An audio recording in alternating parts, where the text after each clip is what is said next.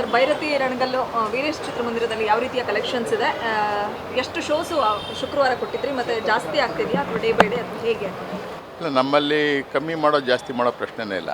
5 show run ಮಾಡ್ಬೋದು. ಶುಕ್ರವಾರನ 5 show, ನಿನ್ನೆ ಶನಿವಾರನ 5 show, ಇವತ್ತು 5 ಶೋ, ದಿನ ಎಲ್ಲ 5 ಶೋನೇ. ಕಮ್ಮಿ ಪ್ರಶ್ನೆ ಪ್ರಾದೇ ಇಲ್ಲ. ಶುಕ್ರವಾರದ್ದು ಹೆಂಗಿತ್ತು ಸರ್, ರೆಸ್ಪಾನ್ಸ್ ಹೇಗಿತ್ತು, ಎಷ್ಟು ಟಿಕೆಟ್ ಸೇಲ್ ಆಗಿತ್ತು ಆ ದಿನ? ಎಲ್ಲ ಶೋ ಫುಲ್ಲು. ನಮ್ಮದು 924 ಸೀಟ್ಸ್ ಇದೆ ಒಂದು ಶೋಗೆ. ಸೊ ನೀವು ಲೆಕ್ಕ ಹಾಕೊಬೋದು, 4600 ಚಿಲ್ಲರೆ, 4670 ಜನ ಒಂದು ದಿನಕ್ಕೆ. ಸೊ ಈಗ 4 ಕಾಲ್ ಶೋಗೆ ಈಗ ಟಿಕೆಟ್ ಇಲ್ಲ. ಸೊ ಈಗ ನೀವು ಯಾವ ಟೈಮಲ್ಲಿ ಇದ್ದೀರಾ, 4 ಕಾಲ್ ಶೋ ಎಷ್ಟಿದೆ? 3 ಅವರ್ ಮುಂಚೆ. ಇದು ನಾವು 15-20 ವರ್ಷದಿಂದ ನೋಡ್ತಾ ಇದ್ದಿದ್ದು. ಸೊ ಇವ್ರ ಕುಟುಂಬದ ಎಲ್ಲ ಫಿಲಮ್ಗಳು ಇದೇ ಥರನೇ. ಸೊ ಜನ ಮೆಚ್ಕೊಳ್ಳೋದು ಯಾತಕ್ಕೆ ದೊಡ್ಡ ಮನೆಯವ್ರನ್ನ ಅಂದರೆ, ಜನಗಳಿಗೆ ಏನಾದ್ರು ಒಂದು ಸಂದೇಶ ಕೊಡಬೇಕು ಅನ್ನೋ ಒಂದು ಕಂಟೆಂಟ್ ಪಿಕ್ಚರ್ ಆದ್ದರಿಂದ ಪ್ರತಿಯೊಬ್ಬರು ಮೆಚ್ಕೊಳ್ತಾರೆ. ಆ ಹಿನ್ನೆಲೆಯಿಂದ ಅವ್ರು ಇವತ್ತು ನೋಡಿ 4 ಕಾಲ್ ಶೋ ಇವತ್ತು ಟಿಕೆಟ್ ಇಲ್ಲ. ಈಗ 4 ಶೋ ಪಿಕ್ಚರ್ಗೆ ಅಂತ ಬರ್ತೀನಿ ಅಂದರು 7 ಗಂಟೆ ಶೋ ಟಿಕೆಟ್ ತಗೋತಾರೆ. 3 hours ಕಾಯಬೇಕಾಗತ್ತೆ. ಈ ಥರದ ರೆಸ್ಪಾನ್ಸ್ ನೋಡಿದಾಗ ಒಬ್ಬ ಓನರ್ ಆಗಿ, ಥಿಯೇಟ್ರ್ ಮಾಲೀಕರಾಗಿ ಎಷ್ಟು ಖುಷಿ ಕೊಡುತ್ತೆ ಸರ್? ನಾವು ಚಿತ್ರರಂಗದಲ್ಲಿ ಇರಬೇಕು ಅಂದರೆ ಈ ರೀತಿ ಆಗಬೇಕು. ಚಿತ್ರರಂಗ ಬೇಡ ಅನ್ನೋದಾದರೆ ಖಾಲಿ ಇದ್ದಾಗ ಮಾತ್ರ ನಮಗೆ ಬೇಡ ಅನ್ನೋದು. ನಮಗೆ ಕೈ ತುಂಬ ಕೆಲಸ ಇರಬೇಕು. ಸೊ ಕೈ ತುಂಬ ಕೆಲಸ ಅಂದರೆ ಜನ ಬರಬೇಕು, ಅವ್ರ ಸೇವೆ ಮಾಡಬೇಕು, ಅವ್ರು ನಗ್ತಾ ಆಚೆಗೆ ಹೋಗಬೇಕು. ಅದೇ ಚಿತ್ರರಂಗದ ಪ್ರದರ್ಶಕನಿಗೆ ಇರುವಂಥದ್ದು. ಅದರಿಂದ ಆ ಥರದ ಲಕ್ಷಣಗಳು ನಮ್ಮ ದೊಡ್ಡ ಮನೆ ಫಿಲಮ್ನಿಂದ ಬರ್ತದೆ. ಎಸ್ಪೆಷಲಿ ಶಿವಣ್ಣರ ಪಿಕ್ಚರು, ಇದು ಭೈರತಿ ರಣಗಲ್ಲು. ಸೊ ನನ್ನ ಕಂಡಾಗೆ ಒಂದು ಸಂದೇಶ ಸಾರುತ್ತೆ. ಸೊ ಸರ್ಕಾರದ ಕಣ್ ತೆರೆಯುವಂಥ ಕೆಲಸಗಳು ಇದೆ ಇದರೊಳಗೆ, ಈ ಫಿಲಮ್ನಲ್ಲಿ. ಸೊ ಅದು ಆಗ್ತಾಯಿದೆ ಸರ್. ಇವತ್ತು ಕೂಡ ಹೌಸ್ಫುಲ್ ಆಗಿದೆ ಅಂದರೆ ಇಷ್ಟು ದಿನದಿಂದ.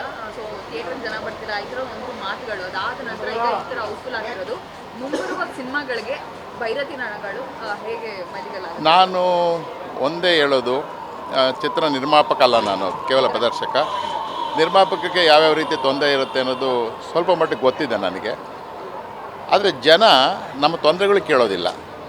ಏನು ಪ್ರೇಕ್ಷಕ ಅಂತ ನಾವು ಹೇಳ್ತೀವಿ, ಅವ್ರು ನಮ್ಮ ತೊಂದರೆಗಳು ಕೇಳೋದಿಲ್ಲ. ನಾವು ಎಷ್ಟು ಸಂಪಾದನೆ ಮಾಡ್ದು ಅಂತಲೇ ಕೇಳೋದಿಲ್ಲ ಅವ್ರು ಕೇಳೋದಿಷ್ಟೇ, ನನಗೆ ನಾನು ಇಷ್ಟಪಟ್ಟಿರೋ ನಟರು ಸಿನಿಮಾಗಳು ಬರಬೇಕು. ಯಾಕೆಂದರೆ ಅವ್ರಿಗೆ ಬೇಕಾಗಿರೋದಿಷ್ಟೇ. ನಾನು ಇಷ್ಟಪಟ್ಟಿರೋ ನಟ ಇವಾಗ ಶಿವಣ್ಣ ನಾನು ನೋಡಬೇಕು ಅನ್ನೋ ಆಸೆ ಇದೆ. ಶಿವಣ್ಣವ್ರ ಫಿಲಮ್ ಬರದೇ ಇಲ್ಲ ಅಂದರೆ ನಾನು ಎಲ್ಲಿ ನೋಡೋದು? ಅವ್ರ ಮನೆ ಹತ್ರ ಬೇರೆ ಫಂಕ್ಷನಲ್ಲಿ ನೋಡೋದು ಬೇರೆ, ಬಟ್ ಆ್ಯಕ್ಟಿಂಗ್ನಲ್ಲಿ ನೋಡಬೇಕಲ್ಲ, ಆ ಖುಷಿ ಪಡಬೇಕಲ್ಲ.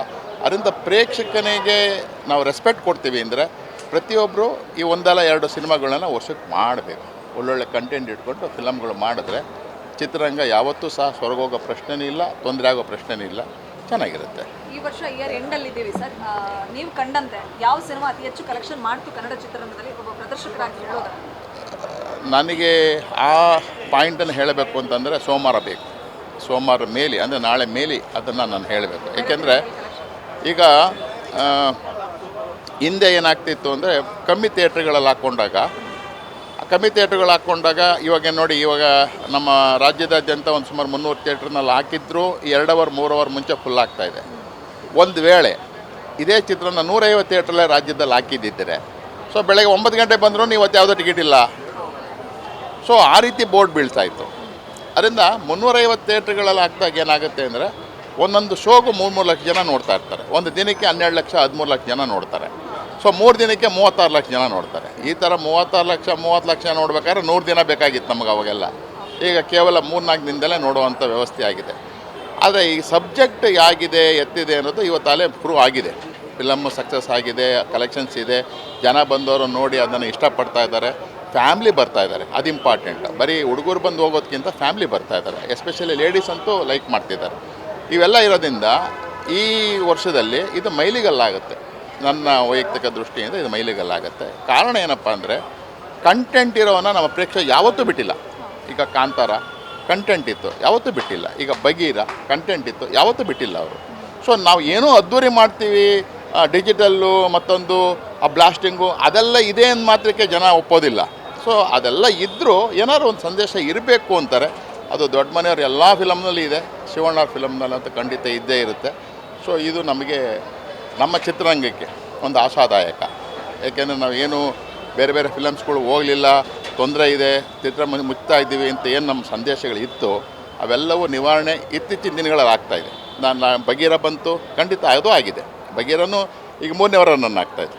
ನೀವೇ ನೋಡಿದ್ದೀವಿ 3 ವಾರ ಒಂದು ಥಿಯೇಟರ್ನಲ್ಲಿ ಪೋಸ್ಟ್ ಇದೆ ಅಂದರೆ ಫಿಲಮ್ ಚೆನ್ನಾಗಿದ್ರೇ ಇರೋಕ್ಕೆ ಸಾಧ್ಯನೇ ಹೊರತು ಸುಮ್ಮನೆ ಪೋಸ್ಟ್ ಇರೋಕ್ಕಾಗೋದಿಲ್ಲ. ಸೊ ಅದೇ ಥರನೇ ಇವಾಗ ಈ ಫಿಲಮ್ ಇದೆ, ಈ ರೀತಿ ಬರ್ತಾ ಇದೆ. ಮುಂದಿನ ಉಪೇಂದ್ರ ಅವ್ರ ಫಿಲಮು ಬರ್ತಾ ಇದೆ ನೆಕ್ಸ್ಟ್ ಮಂತಿಂದ. ಸೊ ಈ ಥರ ಬರ್ತಾ ಇದೆ, ಏನಾಗುತ್ತೆ ಅಂತ ಪ್ರೇಕ್ಷಕ ಸಂತೋಷ ಪಟ್ಟರೆ ಚಿತ್ರರಂಗ ಚೆನ್ನಾಗಿರುತ್ತೆ. ಬಗೀರಾ ಕಲೆಕ್ಷನ್ಸ್ ಚೆನ್ನಾಗಿದೆ. ಚೆನ್ನಾಗಿದೆ. ಸೊ ಅದು ಬಗೀರಾನೂ ಸಹ 4 ದಿನ ಕಂಟಿನ್ಯೂಸ್ ಫುಲ್ ಆಯಿತು. ಅದು 5 ಶೋಸ್. ಅದು 5 shows. Thank you sir. Thank you. Guarantee news, ಸುದ್ದಿ ಖಚಿತ, ನ್ಯಾಯ ನಿಶ್ಚಿತ.